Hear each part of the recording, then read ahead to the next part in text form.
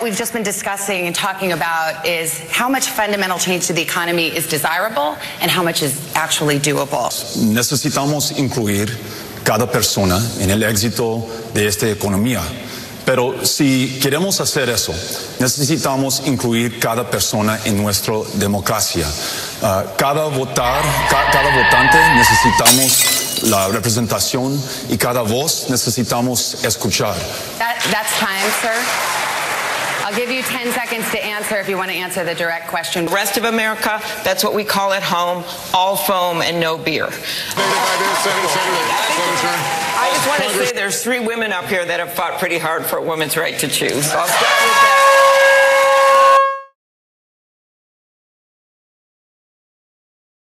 that. Would your plan cover abortion, Mr. Secretary?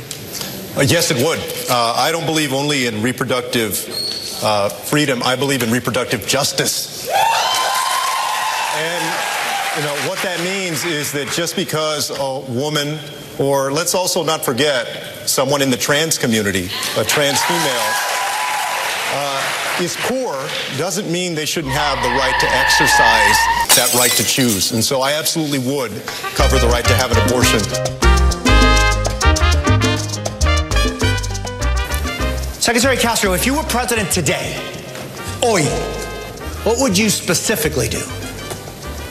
Thank you very much, Jose. I'm very proud. For Honduras and Guatemala and El Salvador. La situación ahora es inaceptable. Este presidente ha atacado, ha demonizado los inmigrantes. Es inaceptable. Voy a cambiar este. La situación ahora es inaceptable. Presidente.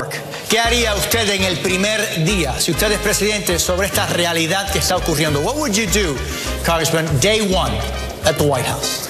Vamos a tratar cada persona con el respeto y dignidad que merecen.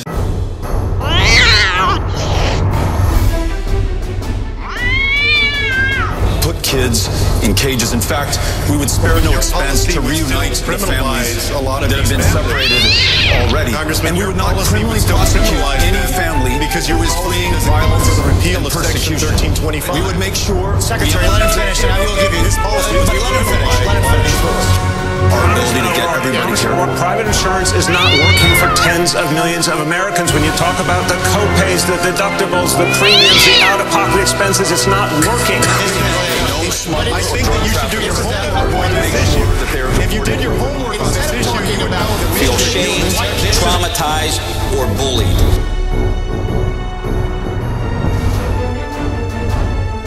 I also want to say there's something that sets me apart from all my colleagues running in this race, and that is for the last 21 years, I've been raising a black son in America.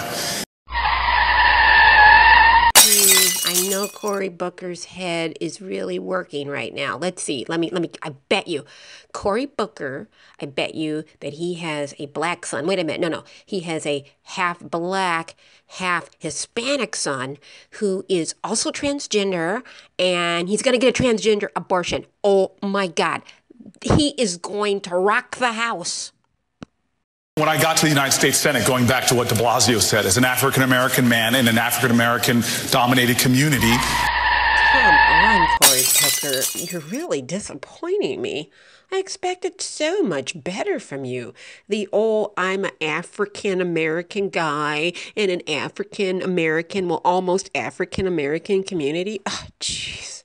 That's so last year. Come on, Cory. Try harder. Try harder. This is Panderfest, dude. Try harder. Like, and I both have been hearing this on the campaign trail.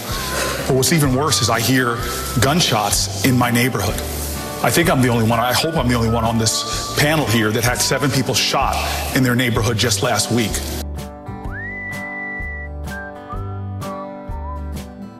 All right. Let's see. By a show of hands. Which one of you silly cunts will never, ever be president? Oh, come on, Cory, raise your hand. Okay, we're going to try this again. How many of you are pretty damn sure that Cory Booker will never be president either, and he's also the biggest panderer on stage? All right.